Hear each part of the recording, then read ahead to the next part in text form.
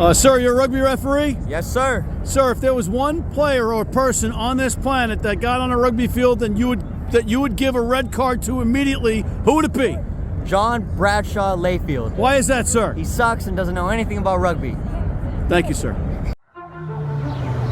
This is the Rugby Odds, where an unlikely pundit panel of a wordsmith, a WWE legend, a rugby star, and a supermodel scour the globe, seeking best bets and bad behavior. Are you not entertained?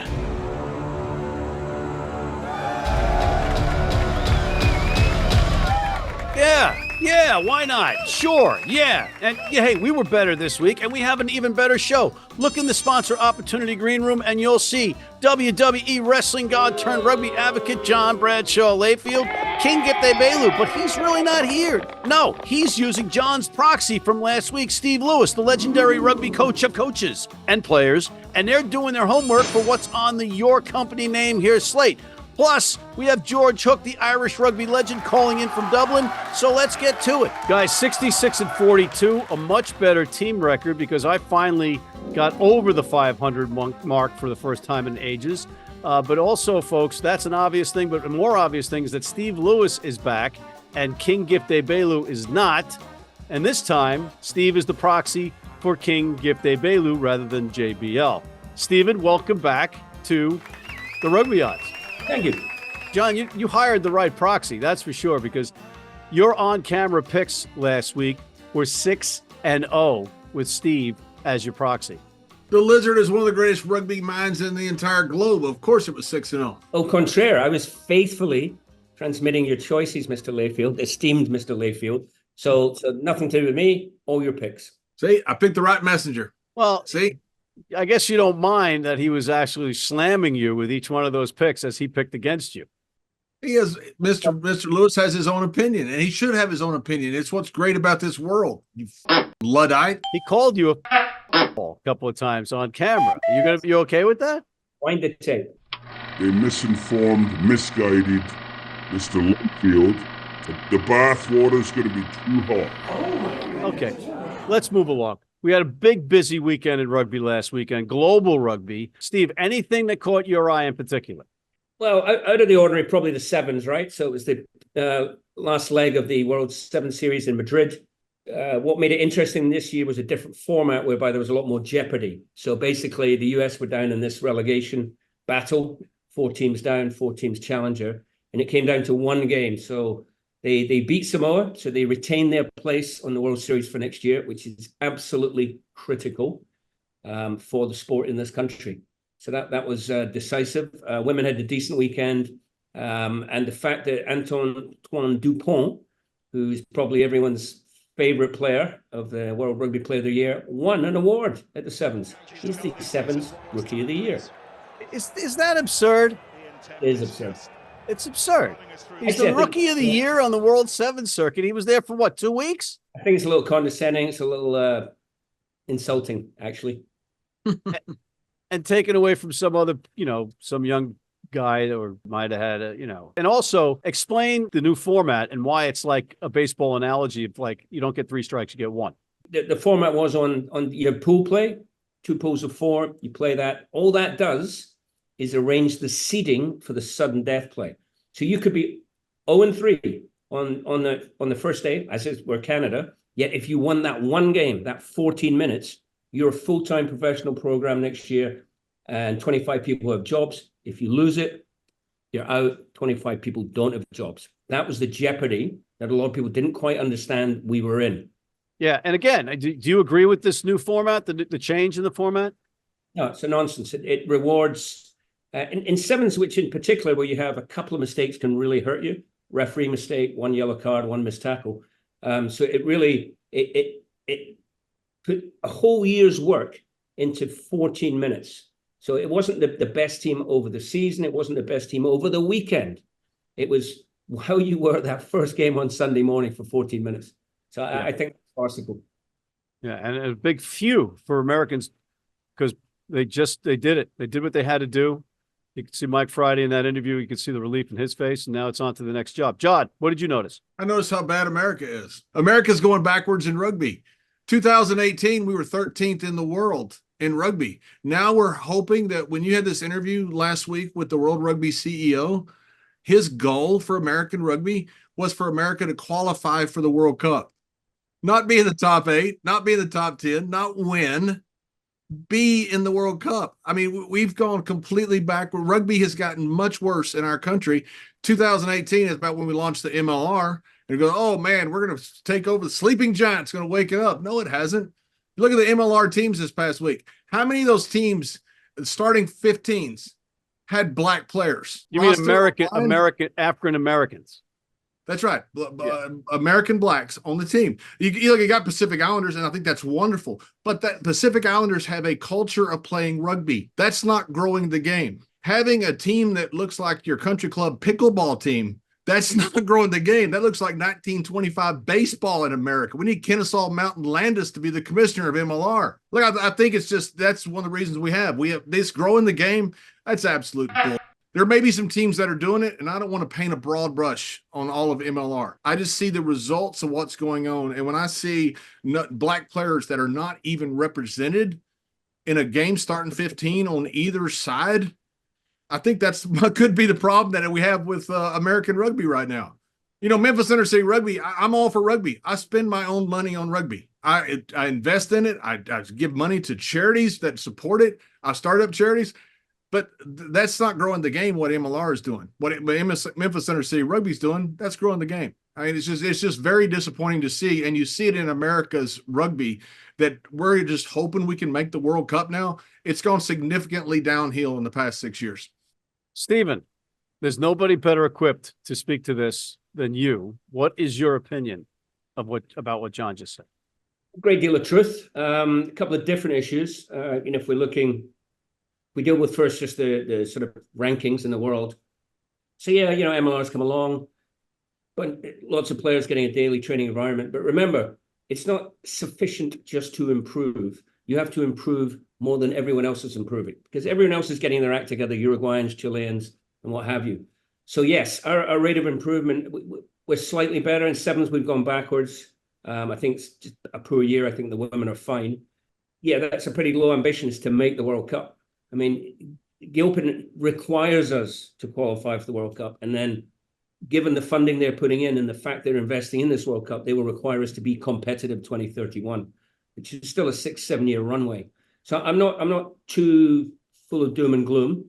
To the second point, which is the sort of representation of African Americans within the game, I think is a valid point. Rugby essentially is a private school white sport in this country still, and it is in other countries as well. So it's not just us. I think John's point is that when you're looking at better athletes, obviously in America, the better athletes go with the money. So they're going to football, they're going to basketball, they're going to baseball. But there are still thousands of good athletes that as a sport, USA Rugby as a governing body hasn't reached out to. I think some amateur clubs are better than others, and I will stand up for Old Blue here, not your favorite club, Matt, but being a New York City club, I think the representation of African Americans is terrific. But I think you see that as an anomaly in inner city clubs that, so I think John's points are well made. Perhaps a touch overstated. I knew we were talking about this. I had to think about it, and there's probably only 15 to 20 African American players in the MLR, which if you take out foreign players, that's probably slightly 8 to 10% of American players. So it's about 3-4% of all players. So it looks worse. But if you take the foreigners out and you're looking at just American players, it's probably about 15 out of 20 out of 180. So still not representative of population nor athletic talent. So it's definitely a work on. That was a long answer, but I have some thoughts on it. With what's going on now, well, do you see that number will organically change, or are we not touching into those areas? Because the governing body doesn't have a plan, doesn't have it's not cohesive. So what you're seeing shoots of growth here and shoots of growth there. Good work being done by individuals or organizations, but there's no coherent plan. There's no one drawing it all together. There's no one actually going, right, here is where the athletic talent is. let's go in there and seed the game in that area for 5 years. That's what it lacks. It lacks a plan. It lacks the resources to execute that plan. And actually, it lacks a willingness to do that. All right. Well, that ate up all of the time in the first segment. And look, I want to comment on that. I agree with Steve that, there are some wonderful groups out there doing wonderful things in inner city rugby and groups of all types of races, ethnicities, you name it. That's where the focus, I believe, needs to be for resources.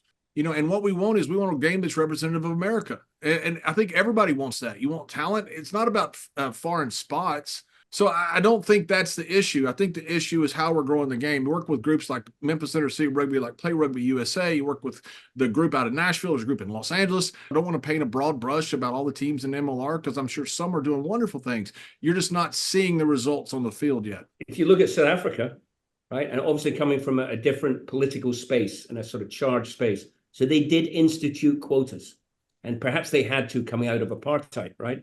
But it's been an absolute success. You look at this current composition of the Springbok team, and all those naysayers 10 years ago or 5 years ago that you might still disapprove from a political perspective, but the quotas has delivered. I'm not suggesting we go there, but it's just an interesting comparison. All right, fair enough. We got George Hook waiting in the wings. We're going to take a break and come right back with Mr. George Hook after this. Need a great price on a new vehicle? Sheehy makes it easy. Easy Price shows you our lowest prices on the Mid-Atlantic's largest selection. Find your best price online or at any of our 31 dealerships. It's easy at Sheehy. Sheehy.com. Guys, what do you think of JBL, John Bradshaw Layfield? He sucks. He sucks. He's wrong. Thanks, guys. If you're in New York City and want to watch some great rugby, have some great food, and some great times, go to the world's best rugby pub, the Pig and Whistle on West 36th Street.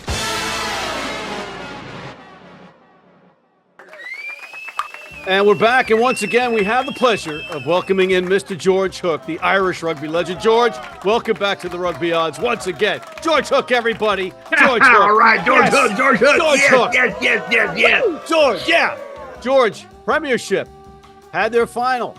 What was your takeaway? Before we get to that, I wish I'd met John Layfield 30 years ago when I was suffering from a lack of self-esteem. Listening to him cheers me up no end.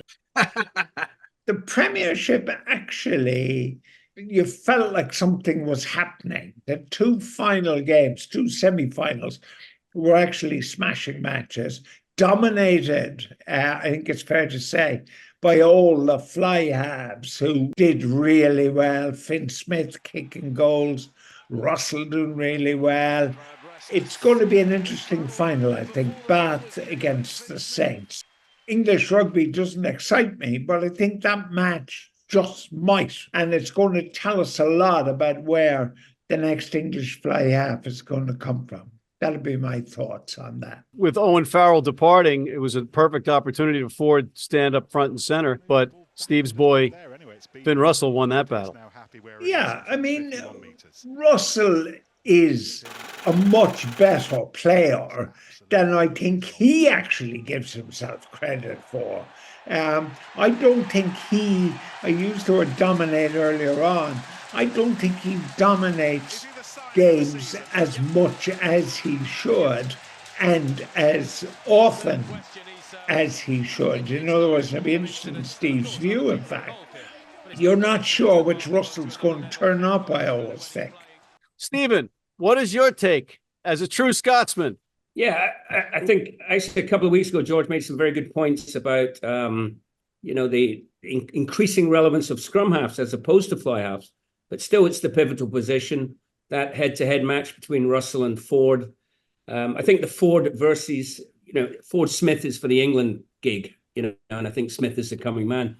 To George's point about Russell, though, as a Scotsman, and as a Glasgow fan in particular, where he developed, he has come on, obviously leaps and bounds, and he has approached that complete game, but never quite done it. There's almost an element with Finn Russell. He's a cheeky chappy, we call him in Scotland, right? He always likes to show off a wee bit. Sometimes he pushes it to the edge a wee bit. I am hoping that in not the twilight of his career, but the sort of latter years now, the next maybe 2, 3, 4 years, we'll see the complete article whereby, like Sexton in his latter years, he actually dominates games. So I think he puts it all together. He's got some maturity, leadership. He's always had the skills. I don't think it's about self-belief. As I said, he's a bit of a cocky guy. No problem there. It's something that we approve of up north of the border.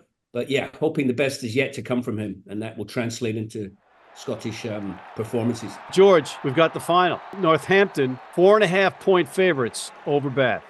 Who do you like? That's about right. I mean, Northampton have been the team of the Premiership. See, I think for non-English people, and indeed, dare I say it, for English people, the Premiership's been a mess. They'll be hoping that Northampton versus Bath is going to be a super-duper match and will paper over the cracks.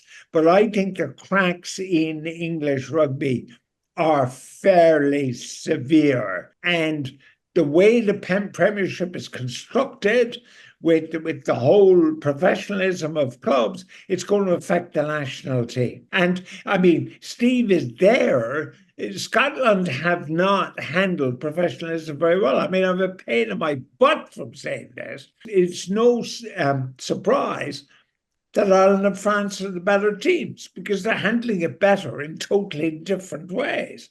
I mean, Steve will know that for the best part of his life, rugby in Scotland was in the borders. And there is no borders team today in the Scottish leagues. And that's why they haven't got it right. Stephen, you want a counterpoint before we move on to the URC? No, broadly agree there. Scotland were probably, in terms of transitioning to professionalism, the worst. George is correct. The Borders was the spiritual home of Scottish rugby. You have two professional teams, just two, one in Glasgow, one in Edinburgh. So, he's not wrong. I think the questions, the comments about the English League are interesting. I think they're torn between this financial sustainability thing. But meanwhile, they're shipping good players that they're insisting, if you play for England, you have to play in England. But meanwhile, their top boys are going, sayonara, I'm off for the money. So I don't think all is well in English rugby. But you do have to remember they have such a depth in terms of numbers, such an advantage in terms of numbers, that they're never going to be down for too long, England, if they are borderline competent. So, yeah. But on this particular game, Bath has a strong Scottish contingent. And the last thing I want to say about Bath is remember where they were 3-4 years ago. So credit to that owner. They were bottom dogs, bringing up the rear. Here they are back in the big game. So that is a credit to them for turning around that club, that famous club that used to dominate. All right. Meanwhile, in the United Rugby Championship, the URC, we've got the quarterfinals going on. And after a wild weekend that finally saw the 8 come together, we have Munster hosting Ospreys, Bulls hosting Benetton, Leinster hosting Ulster, and Glasgow versus Stormers. George, which one stands out most to you that you want to watch? The big game of the 4 is actually Leinster-Ulster. It's a local derby in that sense. We saw last week how well Ulster did against Munster. Twice they led Munster by 10 points. They're not going to be a pushover. The good news is Gary Ringrose is back for Leinster. That's a huge plus. That changes the whole backline dynamic. Munster have a few injury worries, as probably of every team of the 8. Interesting, young Layfield, about 6 months ago, told us that Benetton might be there or thereabouts. Well done, Layfield. Benetton aren't going to go any further, but like Edinburgh, and Steve's there, Edinburgh are not in the top 8, and Benetton are, who beat them in Edinburgh at the weekend. That's horse manure. That just shouldn't happen. So Layfield again has proved himself probably the outstanding wrestling pundit in rugby. George Hook, everybody. Thank you, George. Right. Thank you, George. Yes. And then did you get the sneeze? We got the sneeze. Thank you, George. We'll be right back after this.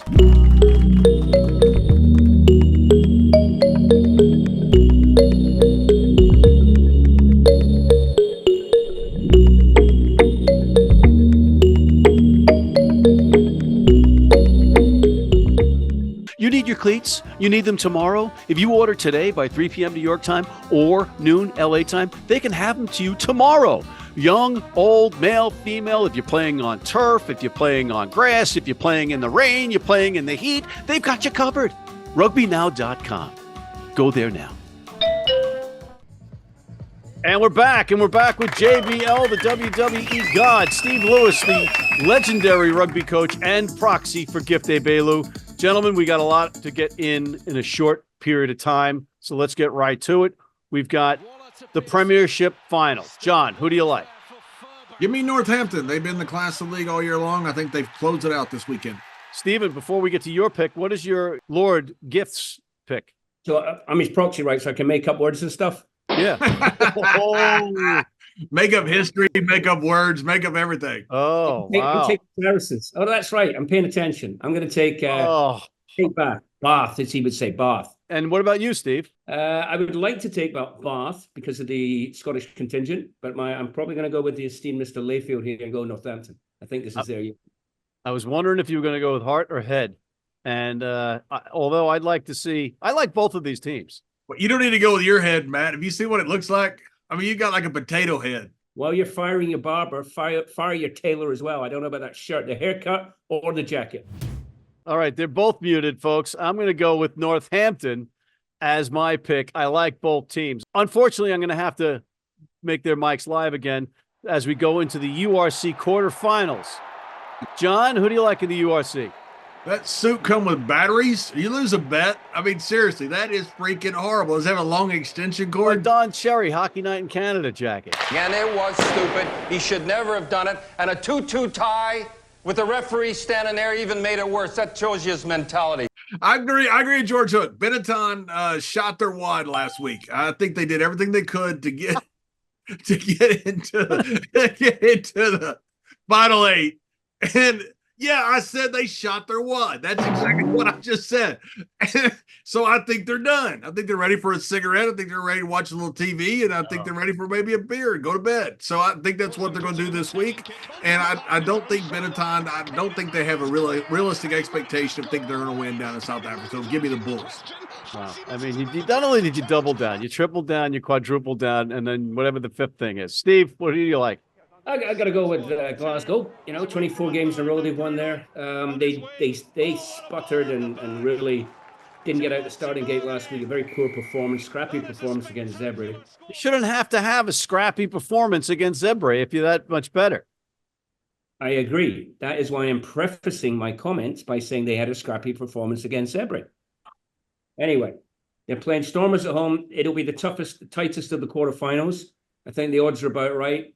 But Glasgow should still edge it, given the Caledonian climatic conditions and the Fortress Scotstoun is a fortress. All right, what about Gift? He, I believe, is going the other way.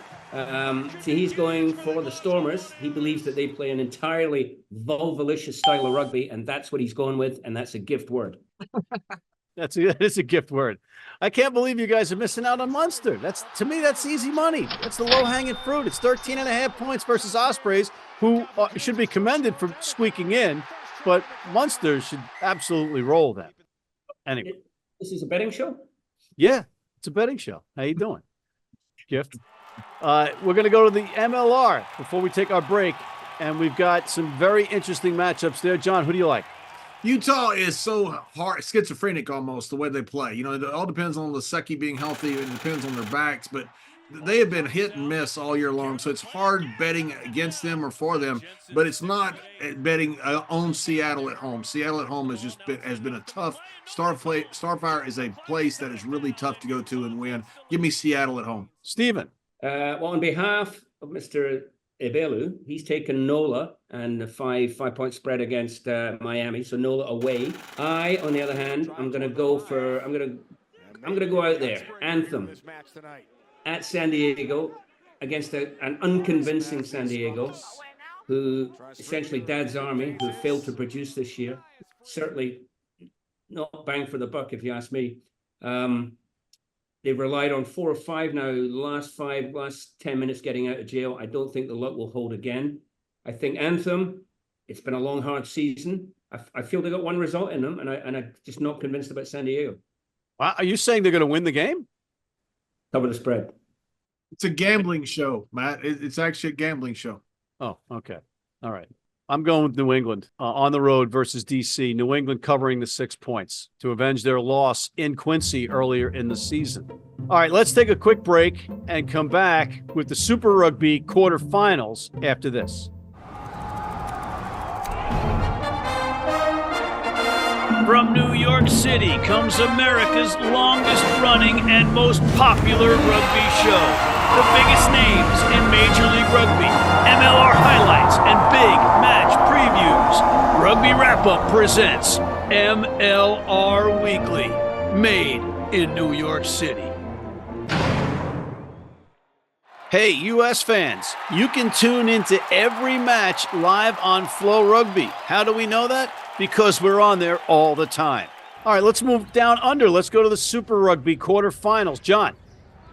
Give me the Chiefs. -9.5 versus the Reds. Steven. Brewer. They're getting 25.5 from the Blues. Exactly. Okay. All right. And what about King Gift Egbelu? Well, he's a big believer in the splendiferous style of the Hurricanes, so I think he's going with the Hurricanes. Was that another invented word? Yes, two. It's very excellent. And I'm going to go with the Brumbies -14.5 versus the Highlanders. And now, John, it's time for the picks of the week in your favorite voice. John, who's your pick of the week? You're the most punchable face and voice in the world. You actually are. That right there, that face right there. Give me Dallas to win at home against Chicago. Chicago has been great, but they've lost the last 3 games. Give me Dallas to win. It's going to be a good game. So great is losing last 3 games? No, they've been great. They've been really coming along great this season, and they lost, and then all of a sudden they lose their last 3 games. I don't know if it's a trend. I don't know what's happening in Chicago, but give me Dallas to win at home. Gift is going for San Diego against Anthem. For all the reasons, I'm going for Anthem against San Diego. You too. You're the only proxy that I know is like cats and dogs with his proxy E. Proxy Steve, what's your pick? I have got Throgmorton Trinity under 12s on the road against Clacton Juniors. You can't bet that, Steve. Not as far as we can see. I bet you can. You find the right people, you can. All right. I am going with the over in the Leinster versus Ulster match. And on that note, I want to thank WWE wrestling god turned rugby advocate John Bradshaw Layfield, King Gift Egbelu, his proxy, the great rugby coach that is Steve Lewis, George Hook, the Irish rugby legend, and thank you for tuning in. Please check out our other shows, including MLR Weekly. Hit that subscribe button on YouTube. And you like a used car salesman. Sign up for our weekly newsletter, and please join our American Red Cross blood donor team. Oh, man, he's like a yard sale. Koenig Dunning.